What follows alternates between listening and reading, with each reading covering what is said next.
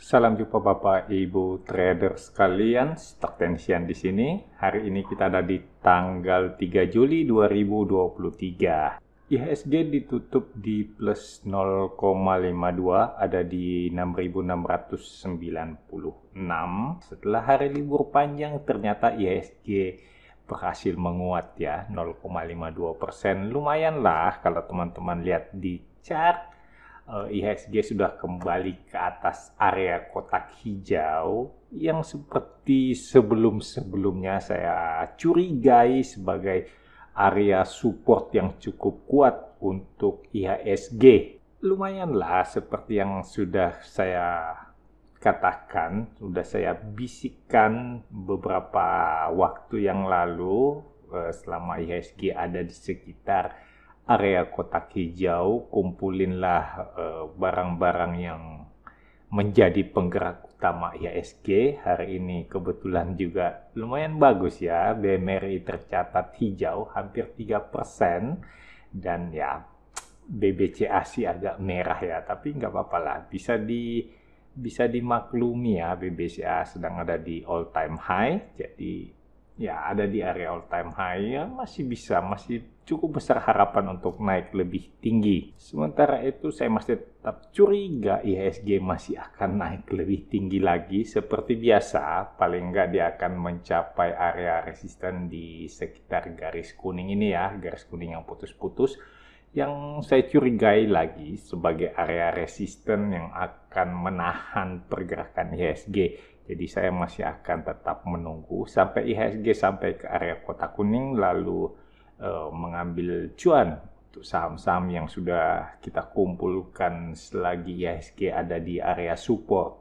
Kita nggak pernah tahu ya masa depan, cuman kalau kita bisa bercita-cita ya kita akan jualan di area resisten trendline ini yang warna kuning. Tapi apa saja yang bisa terjadi di masa depan, apapun masih terbuka kesempatan. Bisa jadi juga IHSG turun, dan kita udah tahu kalau IHSG turunnya kembali ke area kotak hijau, kita bisa segera menyelamatkan diri, profit taking, ambil cuan secukupnya. Tapi kalau IHSG masih terlihat kuat untuk menuju ke area resisten di garis kuning putus-putus ini, nah kita masih bisa ikuti untuk tetap mempertahankan, memperbesar cuan kita. Kawan-kawan yang baru ketemu channel Stock Tension, selamat datang, selamat bergabung. Channel Stock Tension adalah channel yang membahas mengenai analisa teknikal, khususnya untuk saham-saham di Bursa Efek Indonesia. Nah, teman-teman yang trading saham, khususnya dengan menggunakan pendekatan teknikal, saya kira Anda sudah berada di channel yang tepat. Nah, silahkan langsung subscribe, dan sebaiknya nggak usah di-share ya, nggak. Kalau di-share nanti cuannya ketahuan. Kalau cuannya ketahuan biasanya banyak orang datang minjem duit, gitu kan. Makanya nggak usah dikasih tahu kalau kita cuan. Tapi kalau rugi sebaiknya disebarkan ke seluruh dunia bahwa kita mengalami kerugian, sehingga kalau bisa dapat keringanan untuk pembayaran cicilan ya bisa dimanfaatkan gitu kan.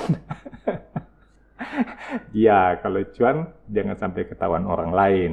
Ya, bakalan banyak orang datang mendekat untuk mencari kesempatan. Makanya jangan dikasih tahu lah. Pertama saya akan membahas mengenai saham PAMG.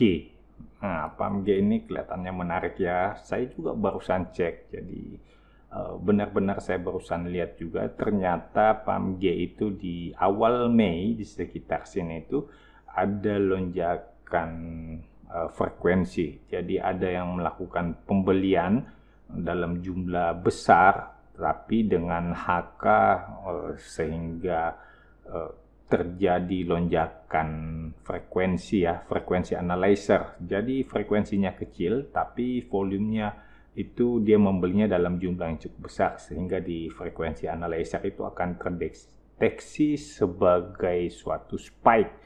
Teman-teman bisa cek di frekuensi analyzer. Ini frekuensi analyzer by Mr. Dean Irwicker ya. Jadi memang orang Indonesia, teman-teman bisa cek. Kalau saya ceknya frekuensi itu di bot Mbok Parmi. Jadi di Mbok Parmi itu ada satu perintah untuk mengeluarkan frekuensi analyzer sehingga saya bisa melihat ada lonjakan di frekuensi analyzernya. Saya juga baru cek, baru saya tahu, oh ternyata ada lonjakan frekuensi di sini ya, frekuensi analyzer FQ. Nah, di sini saya punya support di sekitar 88, cukup jauh dari closingan hari ini, sedangkan resistannya ada di sekitar 130-an. Saya menduga ini akan cukup bagus apabila PAM-G berhasil menembus area sekitar 115. Jadi saya berencana akan entry apabila PAM-G bertahan di atas area 115. Ya, kalau saat ini saya masih tetap monitor dulu karena terlalu jauh dari area support, jadi saya berpikir ini tidak terlalu menarik saat ini. Nah, pada saat dia udah mulai melakukan breakout, nah itu baru menarik karena ini terlihat seperti higher high dan ada higher low gitu ya. Jadi mungkin saja ini akan turun untuk support test di area 88 di sekitar kotak hijau. Kita nggak pernah tahu, tetapi seandainya PAM-G langsung menembus area 113 atau 115 seperti yang tadi saya katakan, itu adalah sinyal yang bagus karena itu akan membuat kita melihat higher high dan higher low, sehingga saya lebih optimistis PAM-G ini bisa naik lebih tinggi.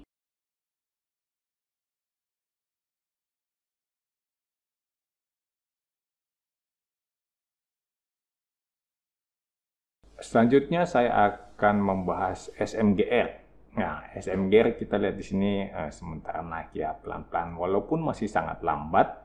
Di sini saya melihat atau memperkirakan ini sedang terjadi support test di area kotak kuning di sekitar Rp6.000. Nah, teman-teman bisa melihat ya pada saat SMGR bergerak naik, volume juga cenderung lebih besar, mengalami peningkatan, sedangkan pada saat SMGR bergerak turun, volume transaksi ikutan mengecil. Ini cukup mencurigakan. Menurut saya SMGR masih berpeluang untuk naik lebih tinggi dan harga saat ini harga yang cukup bagus untuk melakukan pembelian, mengingat SMGR ada di sekitar area support dan kalaupun kita harus menghadapi resikonya tidak akan terlalu besar. Begitu SMGR turun di bawah harga 6.000, mungkin sekitar 5.950 begitu, kita udah bisa melarikan diri. Sedangkan jarak ke resisten berikutnya itu ada di sekitar 6.413, itu ada sekitar 400 poin. Ya, nggak nyampe 10%, tetapi dengan saham yang sebesar ini saya kira resikonya tidak terlalu berat. Pergerakannya juga tidak terlalu cepat sehingga masih cukup waktu untuk kita berpikir dan melakukan tindakan sebelum harganya bergerak turun terlalu jauh.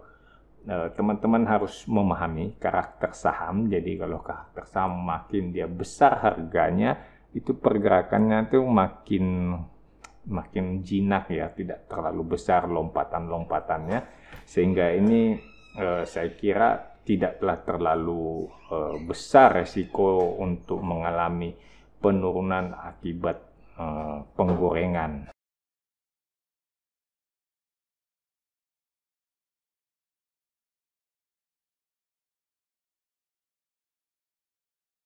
Berikutnya kita lihat saham Arto. Saham Arto kelihatannya juga masih bergerak begitu-begitu aja ya. Jadi volume transaksinya segitu-segitu aja. Mungkin saja ini masih akan bertahan beberapa candle di sekitar kotak kuning di 3.180-an. Jadi kalau saya berpikir mungkin ini tidaklah terlalu menarik untuk teman-teman yang mencari saham-saham dengan pergerakan yang cukup cepat atau volatile. Karena kalau dilihat Arto ini pergerakannya juga tidak terlalu besar dalam range harian. Kemudian untuk resistennya sendiri itu ada di sekitar 3.615 gitu ya yang ada di sini. Atau mungkin kita sebut 3.610 ya, karena ini ada di fraksi 10. Dan support untuk yang lumayan kuat itu ada di sekitar 2.800-an. Nah, teman-teman bisa mulai berpikir mungkin ya, mulai mempertimbangkan apabila ingin membeli sekarang, resikonya tidak terlalu besar juga, atau mau menunggu lagi kalau Arto masih akan turun ke sekitar area kotak hijau di sekitar 2.800-an. Ini bisa terjadi mengingat volume transaksi harian Arto itu tidak terlalu besar, cenderung datar, jadi saya memperkirakan sini masih akan cukup lama bergerak sekitar antara kotak kuning dan kotak hijau. Saya kira cukup sampai di sini untuk pembahasan kita hari ini. Kita ketemu lagi besok, tentu saja dengan pembahasan di saham yang lain. Seperti biasa dalam situasi saat ini IHSG yang masih belum menentu arahnya, tentu kita perlu lebih berhati-hati. Dalam banyak kasus saya melihat lebih banyak trader yang gagal di pasar saat pasar sedang sideways, karena kalau pasarnya sedang downtrend banyak trader yang bisa mengambil keputusan untuk keluar dari pasar, tetapi kalau pasarnya sedang sideways kebanyakan bergerak santai sehingga tradernya juga terlena, mengurangi tingkat kewaspadaan dan akibatnya sering terjebak di saham-saham dan mengalami nyangkut. Demikian hari ini, salam cuan untuk kita semua.